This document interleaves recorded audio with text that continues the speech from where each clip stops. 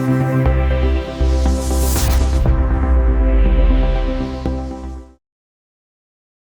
everyone. Welcome to yet another episode of the Infinite Multihued. Over the last few episodes, we've hosted individuals who are neurodivergent and who have shared with us their daily experiences with late diagnoses and how they've been able to cope with their everyday life after their diagnosis. Today, we're going to be doing something completely different. We're going to be talking about the balance between actions and intentions, with emphasis on the role of emotional intelligence in interacting with colleagues and acquaintances. I have with us somebody very special, my friend, my mentor, my my one-time employer, still my employer, because anytime he calls, I'll definitely go running. He's the one who taught me everything I know about, especially about the foundation of learning and development. His name is Professor Olugbenro Oyekan. I would allow him introduce himself because there are a lot of things he has to say about himself. Prof, please introduce yourself and do not be humble today. Hi, Timmy. Good afternoon. I don't know if it's in the morning time you are there, but it's afternoon here. So good morning or good day wherever you are. It's nice connecting with you here. My name is Olugbenro Oyekan. Yes, I think the professor is a title, so I like to drop that here and remain Olugbenro Oyekan. Well, I work for the International School of Management, Lagos, as the Dean of School, and I currently work as a visiting research fellow at the Oxford University in England. I currently work on a UK government study that looks at what's something very funny is called secularization. That is the rate at which religiosity or belief in faith affects business activities and the growth of businesses in our society. So we're comparing three different societies, comparing the Europe, we're comparing that with sub-Saharan Africa and the Gulf region. It's quite an interesting thing. And because this is not about that, I'll just leave it there. And yes, do miss my friend. And it's nice to be here. Of course, it's nice also to be here to talk about something that relates to something we have both talked about at different times extensively. Something we also like to connect with emotional intelligence, being an area of learning that both of us have either taught together or prepare the course content for about it together. So I think it should be familiar for both of us. Yeah. So thank you for bringing me here. I look forward to the discussion. You're welcome.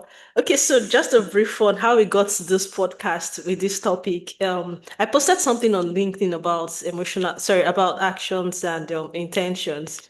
And then we had a very, very intensive conversation. Prof responded and I was like, okay, this is good. And we kept on going back and forth, chatting about it.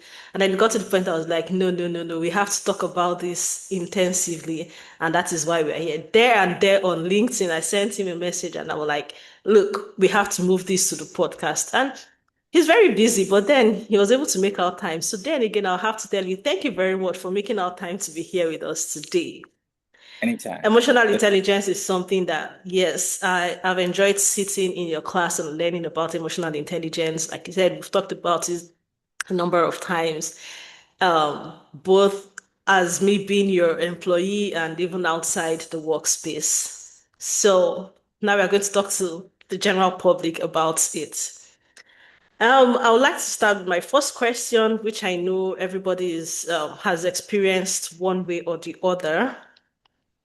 It says, have you ever found yourself in a situation where your intentions did not align with your actions? If yes, obviously yes, and you were misunderstood, how did you manage the situation? Okay, to me, you see, I'm always misunderstood, and that's the problem. So, yeah, I'm always misunderstood. So I run into these problems almost every time, every day. It's only very few people like yourself who are less likely to misunderstand what I say or what I do. But as to how people perceive my action as against my real intention, which they cannot see. This happens to me almost every time. And I'm not one of the best guys when it comes to communication. I'm not really great. I don't often say everything I intend to say. So that also puts me at a big disadvantage. So this happens to me every day. And I think, frankly, everything I will be saying here today, I'm not going to be saying them from my position as a professional in emotional intelligence or psychology or psychiatry. No, I'll be saying a lot of them from my experience studying with people and the little I have been able to read, and learn from other people. And I think it's a lot. Yeah. And it took me a while to get to understand your person. I remember at the initial stage, you always had one quarrel or the other trying to, but then it took me a while. So, yeah. So how do you manage the situation, when people misunderstand you? So I think for your kind of podcast, I think it's also good to be, very, very free to say just exactly the way it is. The thing is Mm-hmm. that when I run into situations where people misread my intention, perhaps not because I acted wrongly, sometimes it might also be because they have wrong perception about things. Mm-hmm. Um, the first thing I consider is the relationship. What is the nature of relationship? Is it a relationship that I truly need and I will always need? If the answer is yes, I go out of my way to explain, to convince, to assure the other person that they misread me, right? Okay. But if it's a relationship I did not want in the first place, or I did not want to encourage in the first place, it just becomes my deal breaker. And so for me, I am both good and bad in when it comes to relationship. If the relationship is one that I need, it doesn't matter how much the misunderstanding, I will always make sure that we make up. If I don't want it, it will be gone almost immediately. So how I deal about it is to look at what is the importance of the relationship The to me, relationship. especially. Yeah. And I also look at whether the other person really takes the relationship equally seriously. Yeah. Okay. And if the answer is yes, then I think I would like to go out of my way to make amends, approach the person, and also give the person some time. That's what I do. Okay. Hmm. Okay. So in summary, some relationships have to go. Yeah, as we all know, yeah, some Okay. relationship have to go. Uh, So yeah, some I'm not an expert in letting go of relationships. I need to say that, but um, some people might really want a relationship that I'm indifferent about. But if we continue having issues about how they interpret my actions or how I misinterpret their actions, I always tell myself that it's a matter of time. This person might, either find their way or there will be a better opportunity to talk about it. So I'm saying that there have been relationships that should go that did not go on time because, other things made it difficult, not just that. I don't want to let go of them. Yeah. okay. I've learned something here. Since our conversation is around emotional intelligence, in your own simplest language, can you explain what emotional intelligence is? Okay. I think emotional intelligence means three things. Okay. One, knowing your own emotion and being able to control it. That is one part of it. Mhm. Two, knowing the other person's emotion and being gentle with them. And three, being able to strike the balance between the two different emotions. They are usually very different between the two, and finding, a comfortable middle ground for both of you. So it doesn't mean hurting yourself to make the other person feel great. Doesn't mean hurting the other person so you feel, because people misunderstand emotional intelligence like that. They think they have to be hard on them to make the other person feel good. No, that's not what it means. Both parties have to be comfortable, but because you don't have control over the emotion of the other person, you cannot control it. But True. you can control your own Mm-hmm. and help them to find a way they could control their own, whatever way, talking to them, being gentle, being kind, whatever you need to do to make it easy for them. Eventually, the focus should be on making both parties feel comfortable to continue in the relationship, whatever the nature of relationship, could be personal, could be professional.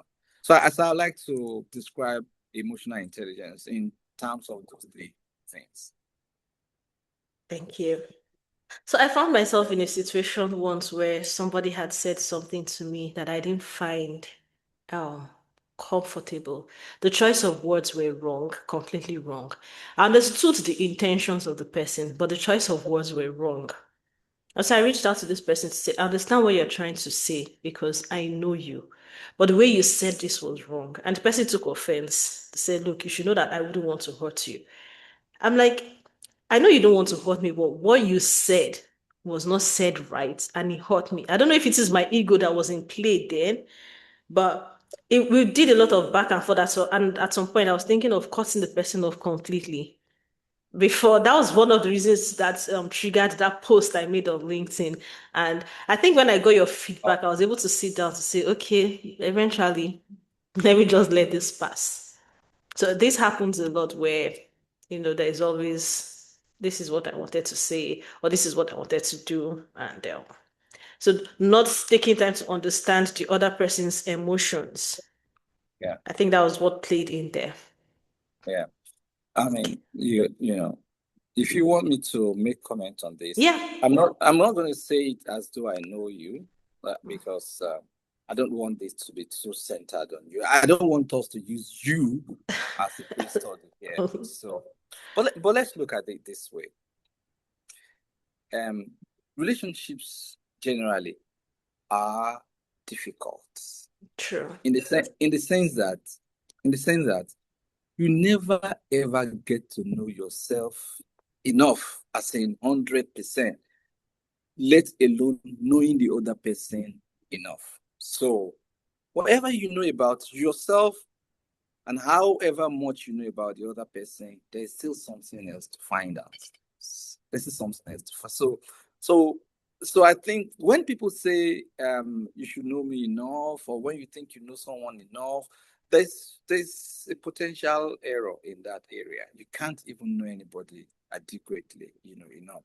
But so what I'm trying to say is that it's good to always, remain open about the person you said, or the person you think you know.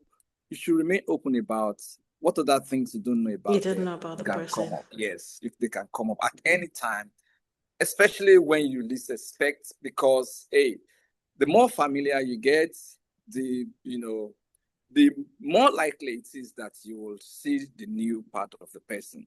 And so those disappointments have to be prepared for, especially when you know that. But as much as you know the other person, whatever they have said or done in that instance, it's not something you think they will have done to hurt you or to harm you. So you can make excuse for them. But what is also important is in trying to talk to people about how you perceive their intention, giving feedback. I think timing is very important. True. I think timing is very important. So for relationships that I value, when the environment is too charged, I like to pull back. which some Mm-hmm. people have problem with. I like to pull back and, give the person some time. But it's not everybody that likes that style. Some people don't really like it. Some people, when things happen, they want you to talk about it there and then immediately. And yeah, it also takes some time to figure out the sort of person your friend or your colleague is in terms of how they respond to things, their temperaments generally.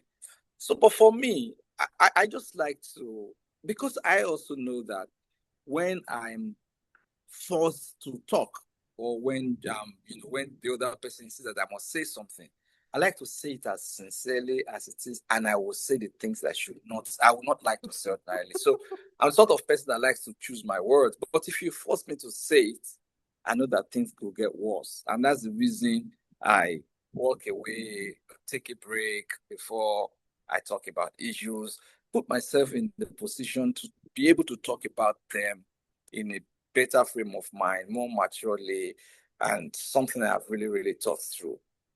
As I said, this doesn't work for um, Everybody. everybody. So if someone is like me and you met someone who wants to talk about an issue there and then, it's usually a problem, and that's why I say relationship is difficult. So I think for either business or professional relationship, people have to be ready to give it whatever it takes, Mm-hmm. and understand that, make up their mind whether or not I want this relationship or I don't want it. And we both know the scope and relevance of relationships could change as you continue to tolerate somebody because you really want a relationship with them. Mm-hmm. The type, the nature of the relationship could change from time to time. But if you are people who really, cherish relationship with each other, you still find reason to stay around, To stay each around. other, True. one another, even if the nature of relationship changes. And I think that is just the nature of relationships generally. So, Mm-hmm. yeah. Very true. Okay, next questions. Intention and actions do not always align. As a professional, how do you determine your response when actions of a colleague do not produce expected outcomes? So I think I'm not a good person to answer this question, but I'll answer it. Yeah. The reason is that I am a sensitive person, and I'm impatient. Yeah, yeah, I can say that I'm not that patient, especially when it comes to work Work. environment. Yeah, so for work, I have expectations, and when my colleagues don't meet my expectation, you could see the disappointment in my Mm-hmm. response. In fact, it could be withdrawal. I could just, step back from the person. Um, so when people's actions or comments don't meet what I expect to be their intention because of my previous dealings with them, Mm-hmm. it's often a difficult thing for me to handle. I have to be sincere. It's usually difficult. Um, I'm still learning about that. I'll tell you the truth. I'm still learning how to feel really disappointed in my colleagues' delivery and pretend as if it doesn't matter. Because in the real sense of it, it does matter. And I'm not great at, feigning ignorance or pretending that everything is right. So I guess it's an area where I still have to work on. And well, I have to say something. I think the people who get disappointed and hide it without the other person knowing, I don't know what sort of skill that is, but I think that I class them as a different set of people. Probably they are wicked people. I don't know how to. Yeah, because some people you wouldn't even be able to tell that you've offended them or you've disappointed them. I mean, they just keep it Keep open and going, and then it gets to one point, they yeah, just tell you, look, you're done. yeah. You didn't It's get it right here, there. Then you're wondering I don't know how to. why didn't you mention it to me? Yeah, I don't know how to do that. Yeah. I think most people have the problem of promising and under delivering. I know I found myself in situations like that, especially working with you. I know I found myself in some situation, especially when we have a course coming up and I'm telling you, okay, this is going to happen, this is going to happen. It And never happened. I think it happens because of I learned anyway. I usually expect people to, if I give you my words, I want to stick to it to the end. And I had that expectation from every other person. So when somebody tells me this, I want to stick to it. And then I come back to give you feedback to say, okay, this is what we are going to do because this person has promised me. And I believe that if I am promising somebody, then I should deliver. And I know you had always told me, look, you keep putting your faith, a lot of faith in people until you see the evidence. Don't expect. It took me a while to learn that because I think I got tired of disappointing you. So Oh, I had to learn. right. I had to learn. So I think you're a very optimistic person. You are very optimistic naturally. So maybe it's a feedback I've never given you before. You are very optimistic. So you put plans in place Hmm. and you run with them. And even when some things may not go as planned, and it's obvious that the probability of things going wrong is 1/2. You're that type of person that wants to quickly look for alternatives to salvage the situation. And when you do that, um, you increase the other person's hope. And because you are also a very optimistic person, you don't approach it as though you think anything can go wrong Go at wrong. all until the moment it's already going wrong. So, well, if we look at it, it's such a good thing, but that that is something we should also do, factoring in the peculiarity of either the environment or Hmm. whether if it's business or a type of business. Some types of businesses, you can be sure that if you think something will fall through, half of the times it will. Some businesses are such that until the final point, you can't not be sure. So, Yeah. but then we all learn. And so only people who are not matured will expect that there will not be any disappointment at Disappointment. all in Hmm. anything, whatever promise anyone makes to you. Hmm. So I think being able to handle disappointment could just be a different skill on its own, and professionals need to learn it. Learn that. Okay. I think we've talked But about I have a this. lot, but I have a lot of weaknesses, as perhaps more than yours. But yeah, you may not believe it. But the thing is, on a yearly basis, I haven't been writing anything on a yearly basis. Like compare this year, compare with last year, I could see improvement in the way I deal with things and the way I handle relationship, including the way I deal with clients. I could see significant difference, let's say from 2023 to date, even in the way I work.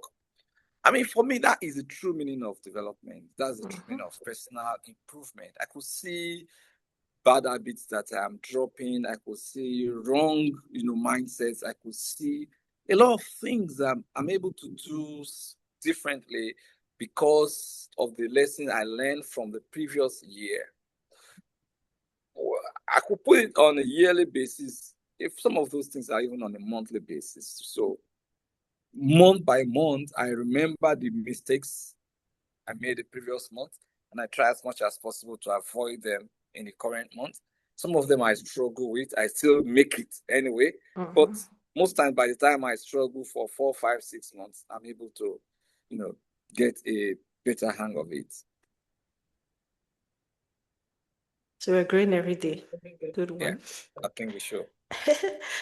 Okay, I know we've talked about this, and but if there's still anything you could add to it, so where do you most commonly see gaps between intentions and actions? Did you say why? Where do you? Where? Mm-hmm. It's in every aspect of life.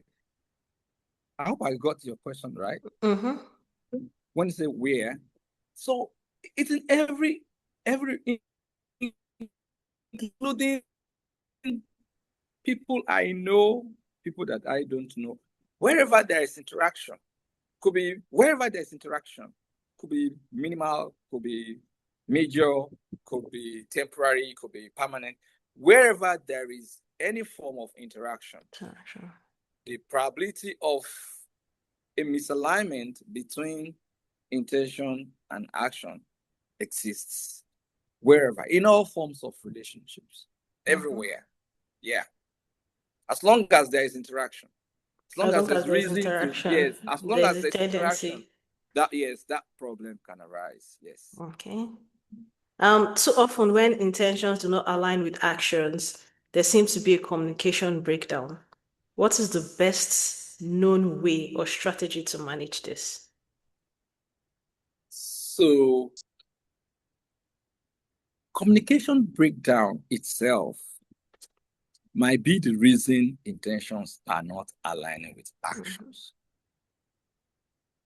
The break so it is not like a difference between intention and action result in communication breakdown. No, it's not always the case. It's not always. Okay. Rather, it is more likely the case that whenever there is communication breakdown, there will definitely be a difference between intention and action. So a breakdown in communication can result in difference in intention and action. But there could be a difference in intention and action without having any communication breakdown. Communication breakdown. Yeah, that's the way I say it. So because look, communication could be perfect at both ends, could be very active, effective. Okay. Right? I can hear you, I can understand you, I know what you are saying, I know what you want. Right? That does not mean that my action will represent everything that I know and understood about you. And when that happens, the fault is not communication breakdown. But when that happens, it might more than likely lead to a breakdown in communication if it's not well handled. Handled. Yeah. So communication is still the best way to handle any form So of breakdown. yeah. So as a result, getting your communication is still the tool, the best tool that you will use to correct it. Okay, so yeah. And if you say, maybe if your question had been, when intention does not align with action, where should I look at? So one of the commonest culprits is communication. It's the first place to look at. It doesn't mean that it's the cause, but it's the first place to look at. You need to be sure, okay, oh, are we communicating right? Yeah. Because in honest, the honest thing is that we could be communicating right and our intention may still not align with the action. Align. I'll tell you what I think is the worst version of misalignment between communication and action. The worst version of it is an individual's inability to determine what exactly he wants in a particular time within a particular relationship. So people are confused themselves within themselves. So they are saying they intend to say something. They are saying something else. They're even doing something else, being the number 3 variable. To say something, but they are saying something else. In their actions, they are even doing something else that is totally different from what they are saying and what they intended to say. That presents a very complex situation. I mean, that person may need to go for an assessment. I don't know. So, yeah. Can you hear me? I can hear you. You were frozen for a bit, but I Okay. could still hear you. Like your picture was frozen, but I could still hear Okay. you. So I think it's the okay. Okay. So I think it's the worst version of it. A situation where someone has one intention, but he's saying something else and he's doing something else. Some people could be that way because of other issues. Neurodivergence can be part of the issue. Mm-hmm. So they don't even wait to analyze that there's a difference between what they intended to say and what they are saying and what they are doing. That could be the peculiarity of their own nature, which other people may not really understand. And if you want Yeah. to judge them based on all of those things, it'd be very unfair, Mm-hmm. right? But hey, how many of us really understand that? Not very many. So we live in a world where we are quite impressionable. People are moved by what they can see and what they See. can touch. Whatever they can't see or touch, they just they interpret it with whatever way. And we have seen that human beings are a lot more complex than even sciences has helped us to understand. I know most individuals who are autistic have a way of saying things, the way they see. They don't even understand why you need to manipulate your words when you are, passing an information or saying something. And in most cases, people see them as insensitive. Unfortunately, this is just the way they are. And if we don't understand that this is the way these people are, there's always going to be strife when you have to work with these people or be friends with these people because you can imagine wearing something and you think you look good and somebody looks at you and tells you plainly you look very awful or your dress is ugly. The And person that's exactly how is they feel. exactly the person is being straight. This is me and this is the way my brain processes it and this is the way I should tell you. I don't see why I should tell you you look good, but why don't you change your dress? I should tell you you look ugly or your dress looks ugly rather. Change your dress. So let me tell you something. I'm doing a work on identity. Okay. And the hypothesis of my work is that, Sorry, let me cut you short. Is that an individual job? yes. Okay, I want to come in. So I will let you know. I will let you into it. Okay. So the hypothesis is this that um, much as it is good for all of us to have identities, Mhm.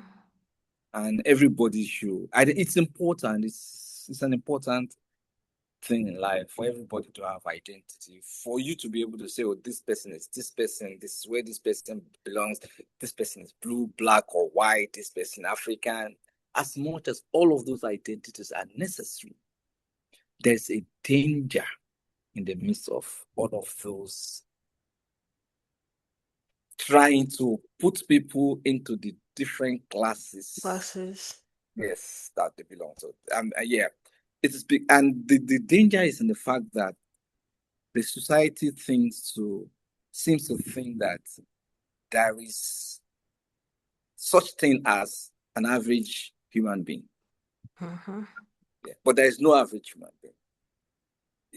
Biology tells us every human being is unique. Is unique in their own Yeah, ways, yeah. sciences tell us, our religions tell us every human being is unique. So how do we then start putting people into their different classes? How do you say, for example, your president in the United States, who is an American, that has a German heritage, behaves pretty much like an African leader. And I'm sure that if you were, president in Nigeria, he want to rule for 20 or 30 years. Some of his attributes, despite his source, looks typically like that of an African leader. That's the way he behaves. So how do we then say he's white, he's black, and you expect everything about him to be black, and you expect everything about him to be The white? white. It's really, really very difficult. Mhm. And there are a lot of problems in the midst of things. I'm reading a lot of things. I'm doing a lot of work. And I think that there's danger in what we call identity. And Mhm. I hope I'll be able to explain this uh, in better details as I build up on what I've done so far. I think if nothing else, I've been able to catch a glimpse of what you're trying to say, and that's because my interest in neurodiversity has made me understand that everybody is completely different. I think I wouldn't have seen it that way if I didn't start studying and doing quite some research. People think, when somebody says I'm autistic, people think that because somebody's autistic, the person has to be non-verbal, the person has to, behave in certain ways. And then you see people who are fully functional and tell you, look, I'm autistic. I've been diagnosed as someone who is autistic. People don't know that they have specific some kind of neurodiversity until they get to certain age. I know that I think one of the people I had a conversation with said she didn't get her diagnosis for ADHD until she was, I think, 38 or so. Another one said she was 52 when she got The diagnosed. question, one second. So the question I would like to ask you about such people is that was life better for them when they were without that diagnosis versus when they got the diagnosis? I think most of them said they preferred it when they got, because they now understood themselves better to say, okay, now that I understand why I am behaving this way. And that's because the society had already made them look like you're supposed to be like this. And then because you're not behaving like this, there is something wrong with you. Because the society has seen it like you're supposed to be behaving like someone who is neurotypical. Unfortunately, people who are neurotypical do not even behave the same way. But society has coined like this is how life should be. So for the neurotypical or neurodivergent people, when they get their diagnosis, do you think it's a good idea for them to then share with other people about such Mhm. diagnosis, Because it now or helps keep other to people. themselves, No, or they keep to should share with themselves? other people because it now helps other people understand them better. It helps them improve their relationships with other people.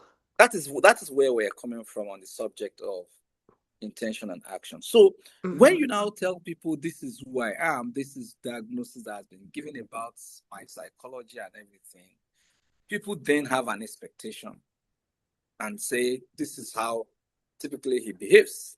All Mhm. right.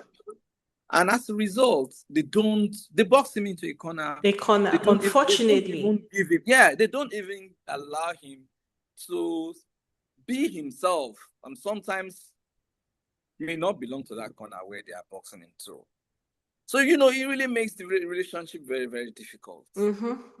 So I I don't know. I don't know if I am diagnosed as such or in any way. I think I will only share with people with whom I have very important relationships. Yeah. Mm-hmm.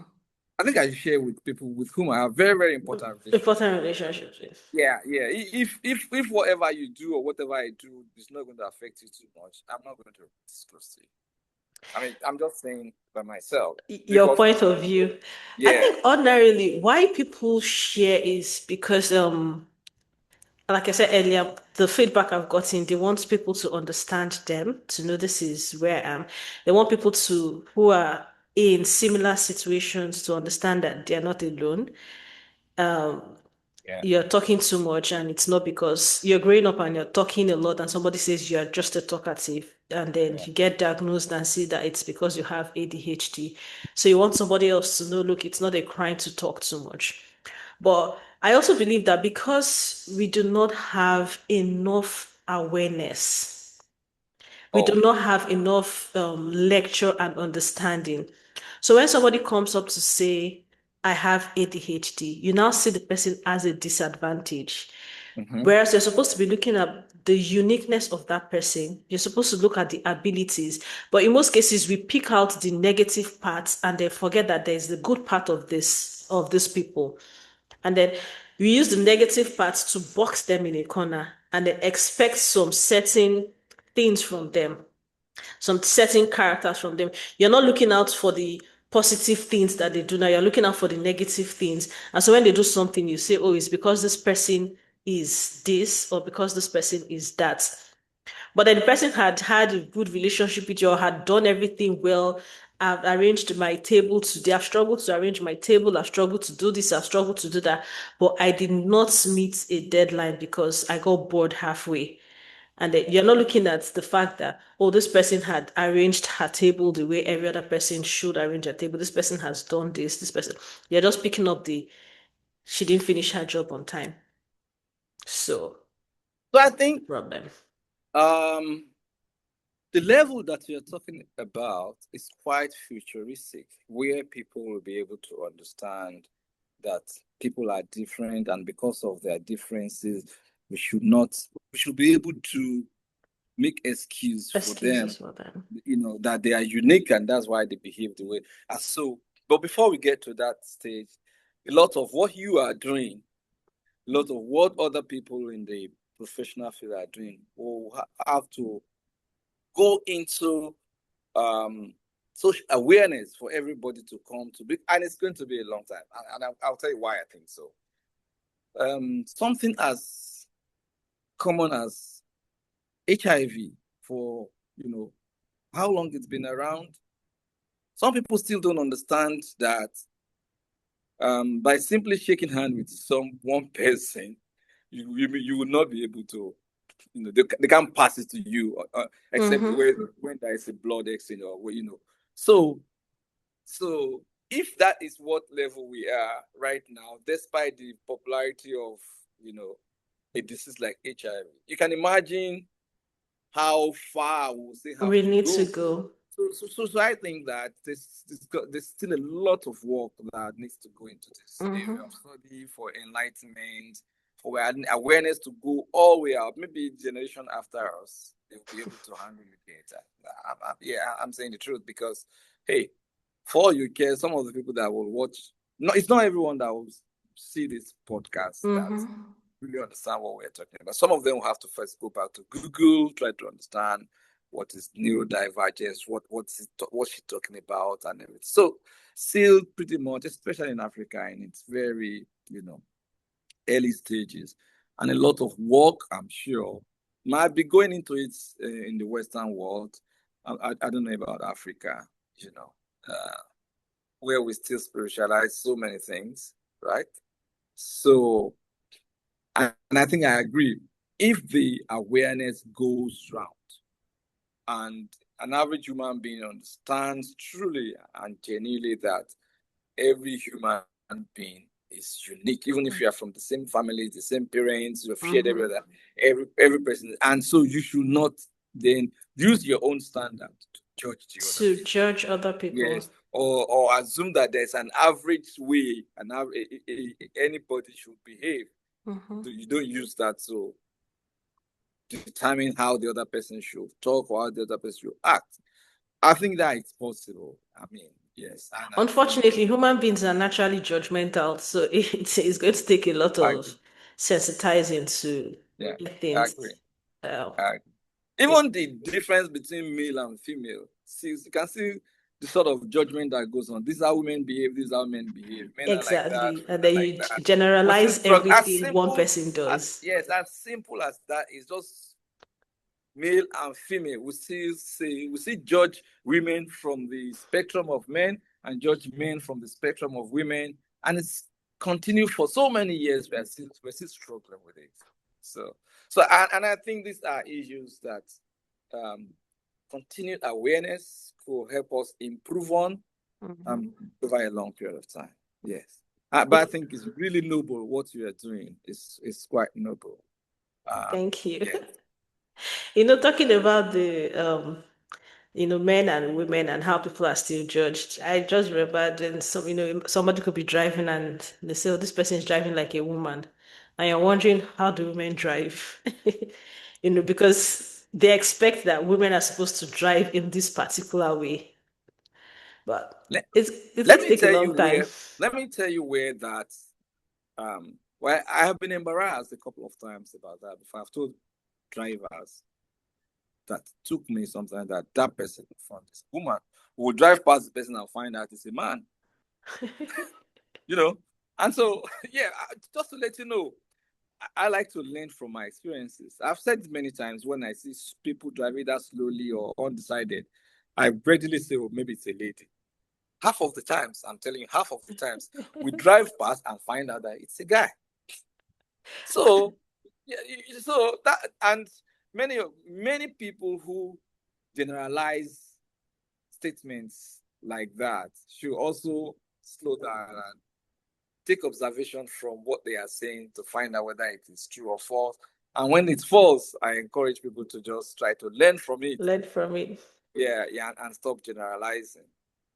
Talking about this driving, there was a police chase I saw, like a recording of a police chase I saw, and this woman was driving crazy, crazy, and everybody thought it was a man that was driving because this was I'm talking about spinning the car and maneuvering and everything, and then eventually the woman came out. And personally, I was shocked when she came out. I was like, "Wow, that's a woman driving like that." It's still the same thing when you expect somebody driving like this has to be a man. Yeah. And relating it to everyday life, it's still the same. You're judging somebody, you're expecting somebody something happens, you're expecting this has to be this particular kind of person. So I think beyond neurodiversity, we still have a long way to sensitize ourselves, educate ourselves about judging people or judging actions and categorizing what should be done by a particular gender or a particular group of people. Yeah. Okay. Yeah, based on male-female classification, we need to always tell ourselves that look, the only thing that differentiates a man from a woman is the biology. Yeah.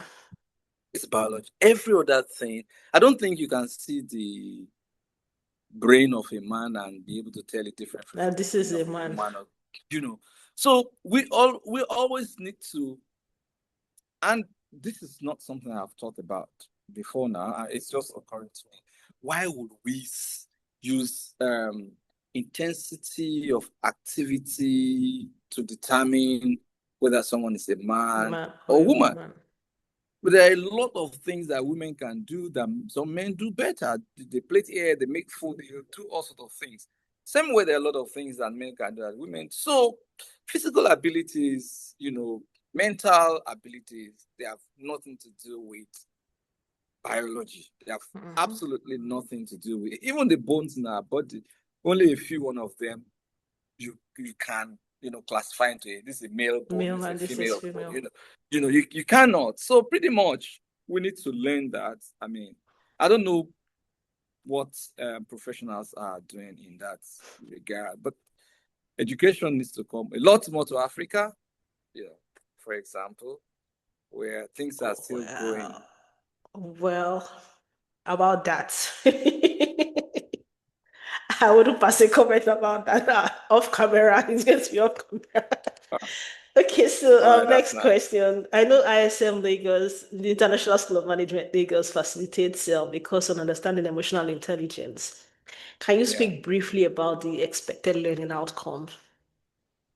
So what I think we created that course.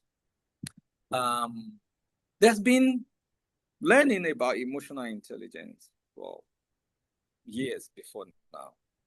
But I think as a school, we created that course and we pushed it out a lot more immediately after COVID-19. COVID. Yeah. After seeing how COVID-19 has altered people's lives and lifestyles, such Mhm. that people became totally withdrawn from the normal physical relationship and they are dealing with other people virtually. And then relationship became even a lot harder. For someone like me, I like I write better than I speak. And when I write like this, just straight. And there have been people, I may not have told you this, but the people who has told me never to write to them in my life. Okay? I'm saying older family members, yes, older family members, who has to, one of them, I'll tell you their name off camera, that you did not offend me, you did not say anything. I just don't like your writing style. People have told me that. I don't like your writing style because it's too authoritative, it's too Yeah. punchy and direct, it's too academic. Please don't write to me again. If you want to say anything, call me. I don't want to Call me. read your Let's have messages. the Yeah. conversation. Yeah, people.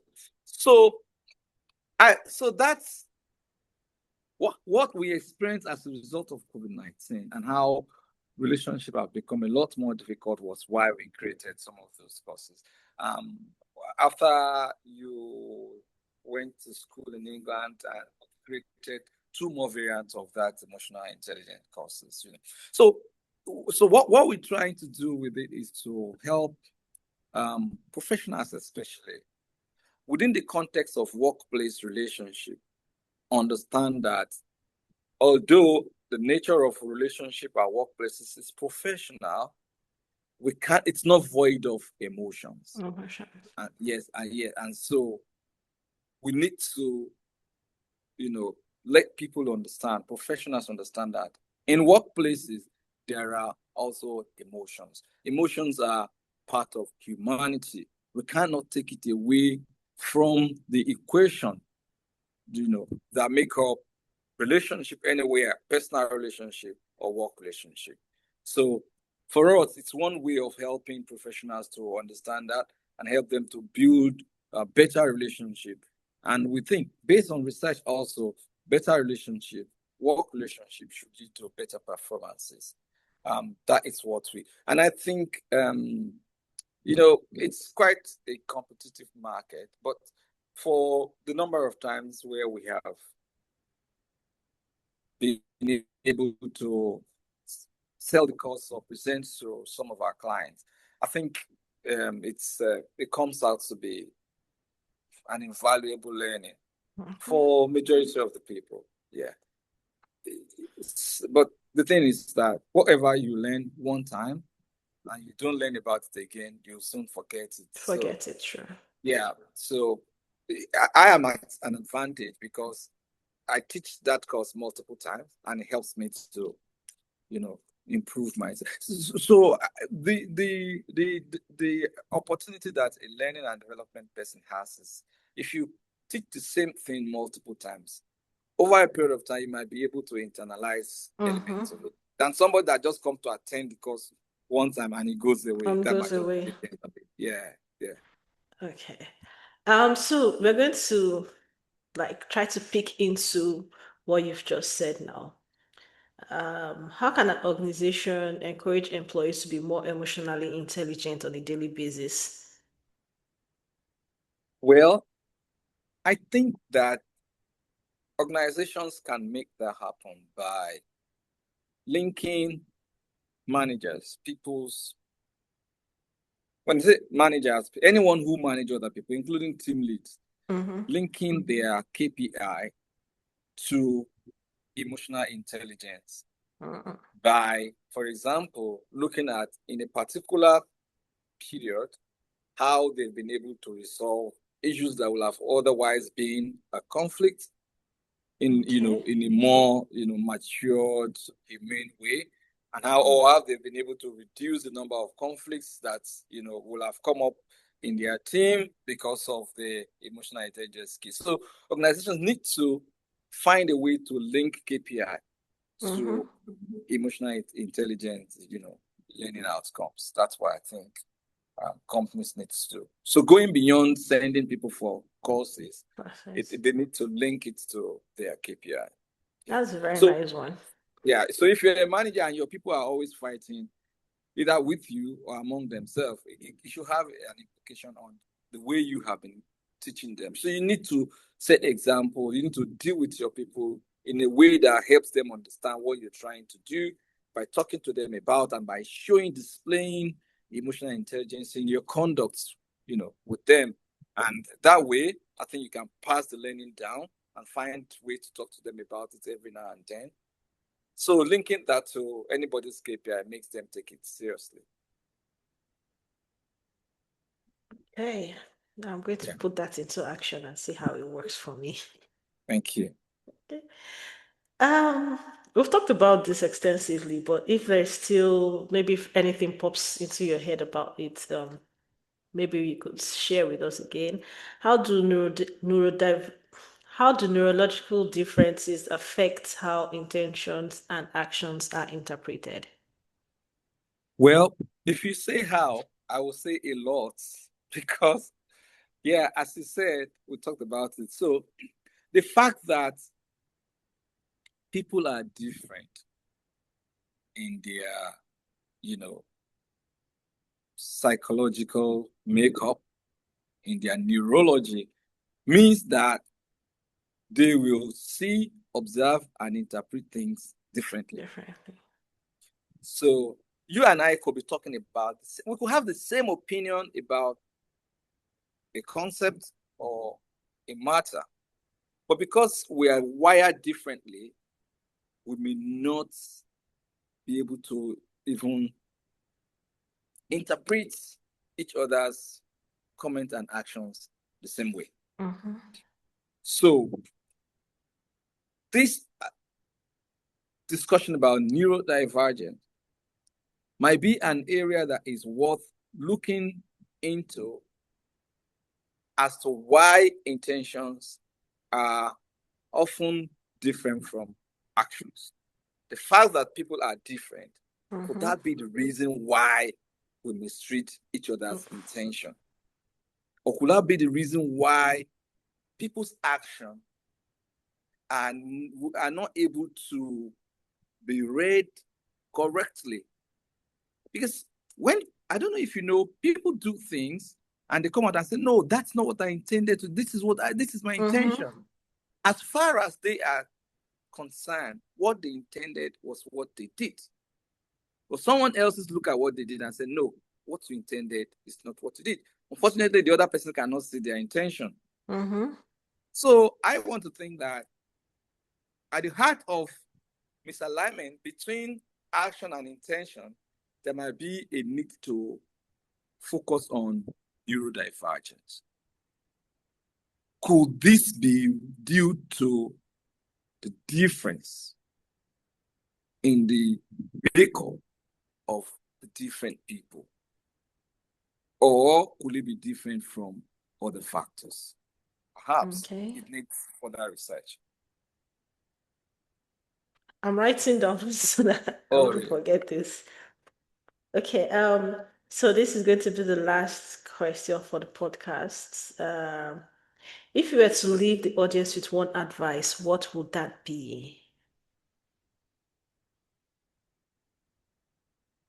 In relationship, knowing is continuous and it takes forever. You never know anybody enough.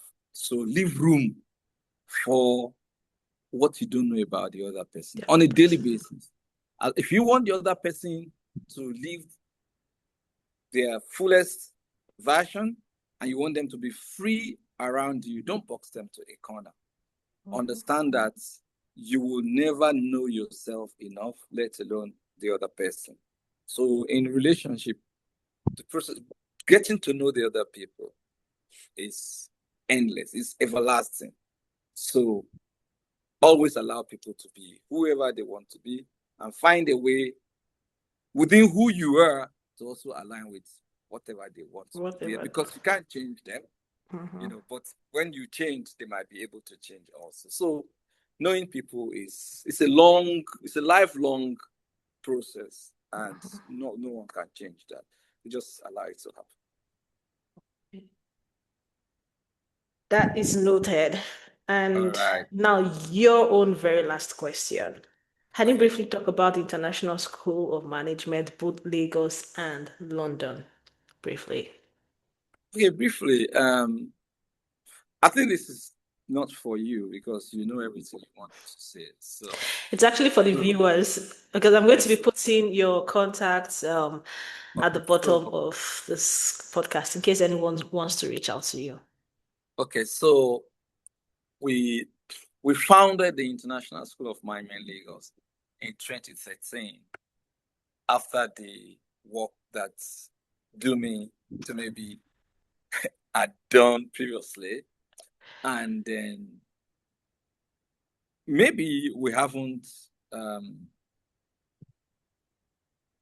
been the best version of ourselves yet, but I think there's been significant improvement in growth, what we do, the businesses that we do, and in the course of that, little growth, we founded the International School of Management, London. So both schools are for academic and professional development programs. So we form partnerships with universities across the world. So we run our own short courses and the fully accredited courses of our partner universities. I think that the International School of Management, Lagos, will be one of top 10 in Nigeria. The International School of Management, Lagos, the International School of Management, London, has not, gained that much momentum in England and Wales. But I think that these are two different institutions with pretty much the same philosophy about learning and development. And we currently created two projects that we have shared on our LinkedIn recently, but we haven't really said much about it, which is one of them is called Akiba Diversity. One of the projects is called Akiba Diversity. The second one is called African Youth Academy. We registered these two projects as trademarks, and each of them is like our unique products that are designed for different segments of the learning and development market. Oh, I'm sure you know what has just happened. Yeah. I'm in Lagos, Nigeria. This is going to come up in a very short time, but let me try to do something before. So these two products they are for specific segments of the learning and development market, and we're going to be sharing more about them on our LinkedIn pages and do some adverts about them. So I think the fact that there's no power here wouldn't allow me to say more than this I'd until have liked to ask you what Akiba is, but okay. So Akiba Diversity is actually a vocational, technical, and technology set of programs that's looking at people from JS3 up to undergrad and NYSC. Okay. And so we've put together a couple of vocational, technological, and technical courses that will be run online, but will be supported with practical once in a month, once a quarter practical that we want to offer to that segment of the market. Yeah. Okay. Yeah, that is what Akiba Diversity is. Okay. African Youth Academy is more of personal youth development. That's looking at people between 15 and 35. Okay. So when you look at both programs, they are targeting the same segment, except that what we are trying to do is different, yeah, for the same segment of the market. Yeah. Okay. All right. Thank you so much for coming. Thank you.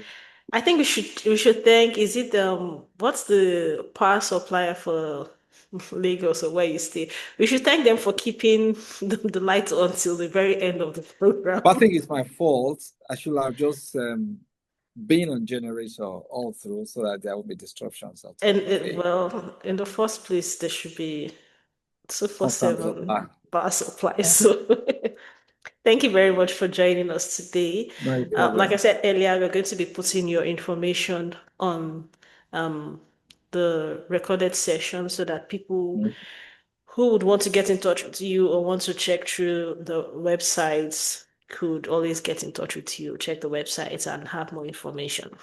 I would also be putting in your LinkedIn page. So I think your LinkedIn has surpassed the number of people who can be friends with you. That's my personal LinkedIn. Your personal LinkedIn, yeah. So we'll be putting in LinkedIn for the ISN Lagos. Okay. So that people would be able to at least follow the page and all of that. That would be nice. Thank you very much for joining us today. Thank you for Thank you watching the very much. program from the beginning up until this point. I'm sure you must have learned one or two things. If you have any questions, do not hesitate to reach out to us, or then do not hesitate to check out the website of our wonderful guests. You'll be learning a lot of things. Thank you all once again. Until we see you in our next episode, have a wonderful time. Bye. Thank you very much to me. Bye.